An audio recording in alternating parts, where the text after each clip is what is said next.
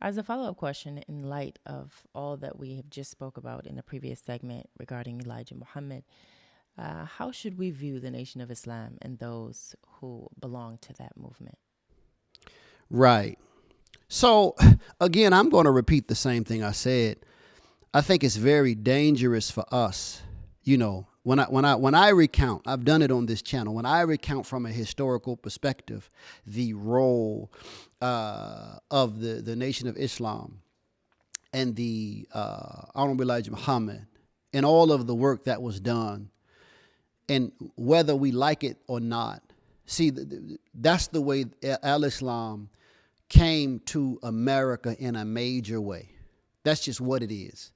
Um, I'm not saying the correct theology of Islam came to America, but I'm saying Islam as something that the people, the name Muhammad, the name Allah, belief in Allah, Quran, all of these things, and a group of people in their mind, I'm a Muslim. And fasted. We fasted in December instead of the proper days, and even some of the members even in those times at least made Umrah. So there was this, and you can go to every major city in the United States of America, and if you talk to the pioneers, the elders of that city, if you just trace the history of Islam in that city, particularly among African Americans, it goes back to the nation. You have some pockets that it goes back to Noble Drew Ali's movement. We have some pockets of some other more orthodox movements, but those movements had their effect in relation to the effect of the Nation of Islam is minuscule. And that's just historical fact, That's just what it is. That's just the nature of history. So now we as believers in Allah, we believe in the qadr of Allah. I heard one of the imams in our community say this. He said, look, Allah's qadr, how he decreed his qada wal qadr, like how he decrees and how he has allowed for things and willed even things to unfold. That's the way it has occurred. So for me to deny the history is akin to, in many respects, denying God's decree. It happened already. I can't change it. That's for those who don't like it. Okay. But I think that there's a little bit more nuance to have in this discussion. And I said this before on my, when we talked about the Nation of Islam in general, and we were comparing the notion that we don't see another man as a messenger after the prophet, prayers and peace be upon him. And I repeat what I said then. Our people, the Honorable Elijah Muhammad himself, the people who joined the Nation of Islam, they were Bible people. And in Bible tradition, you can say prophet so-and-so today. You can say messenger or apostle so-and-so. They don't have a concept of a final prophet or a final messenger. So people coming out of the Bible, out of the church, into this new movement, for them to say, for him to see himself like, oh my gosh, I must be. I'm saying if he had that thought, and for the people to say, oh, he must be, it's in line with the very mental context of the people. And this is where I think a lot of Muslims go wrong. I said this in the previous recording. You were just shanking and robbing people Tuesday. Now here we are on Friday. You took your shahada, and everybody that you knew and were associated with on Tuesday, they all kufar, and you. That's ignorance. We have to be much more mature. Again, if we're going to do da'wah, and even if we're going to be good Muslims, like I'm so thankful. We should be so thankful that Allah has guided us to the proper understanding.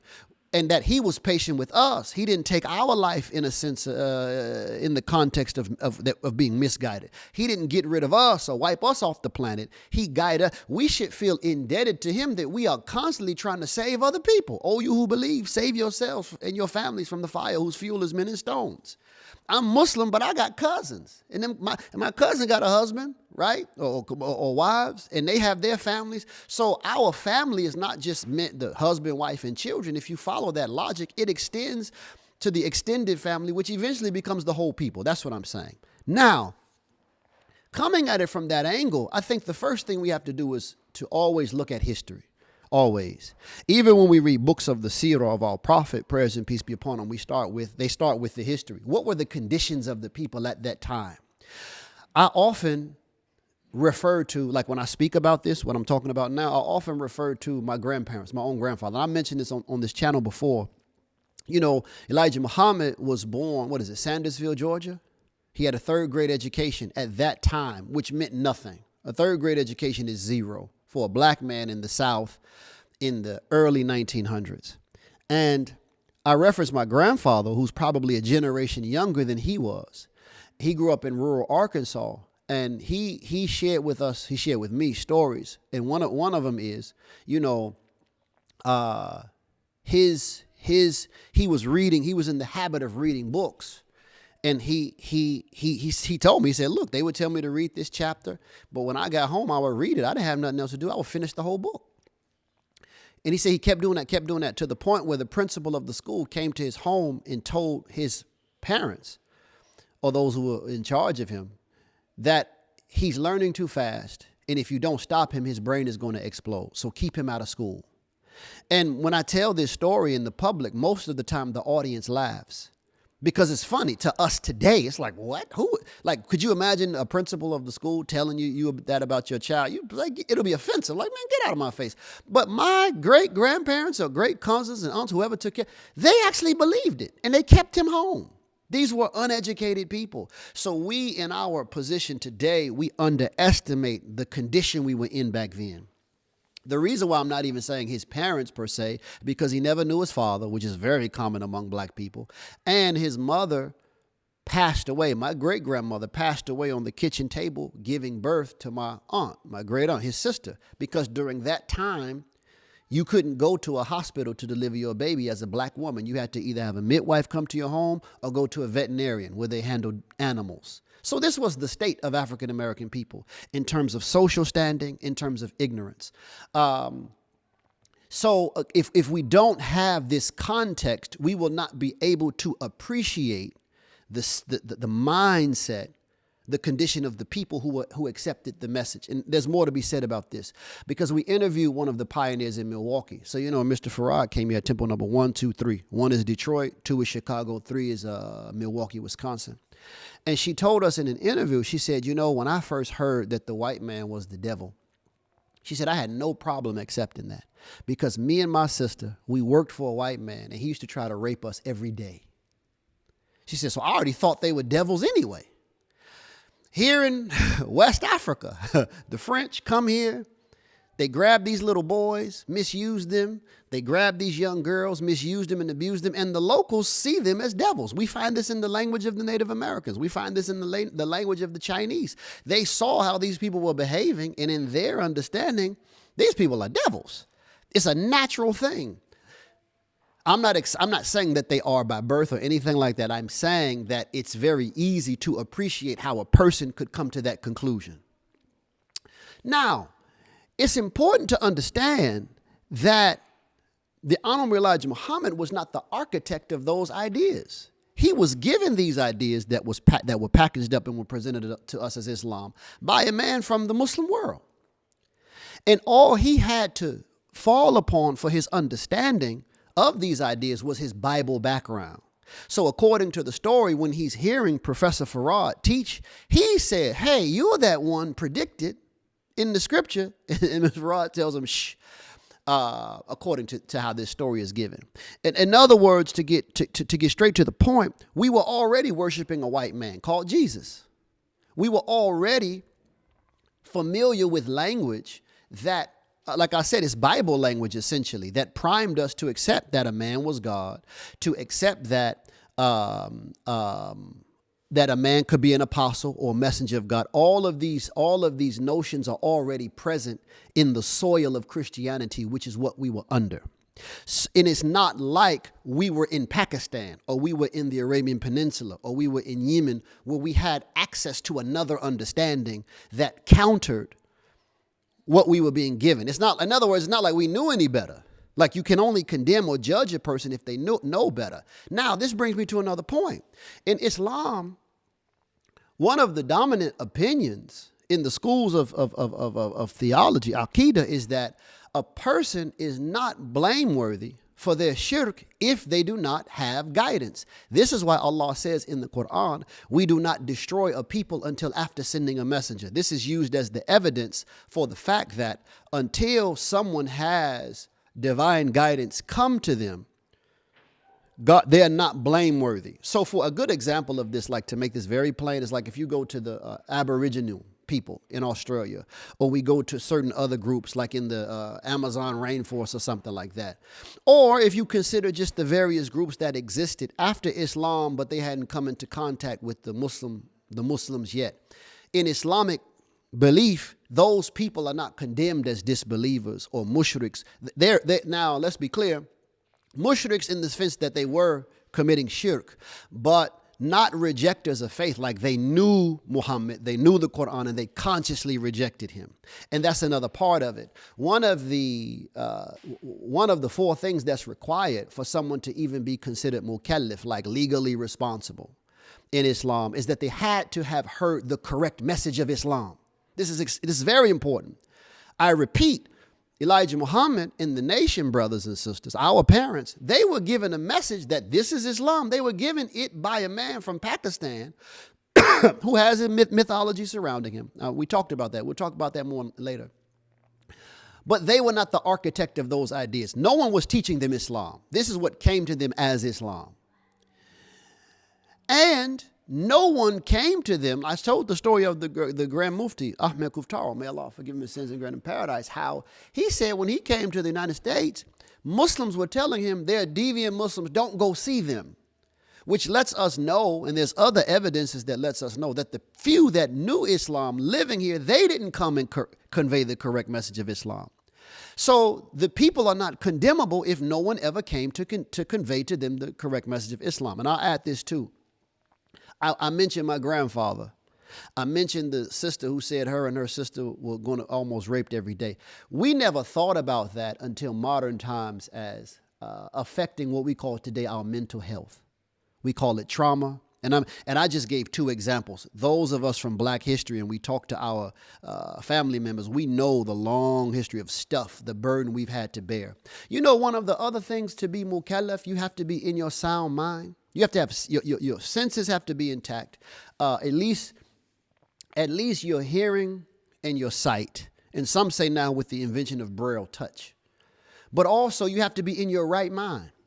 And I'm not saying this to sort of like stretch the logic.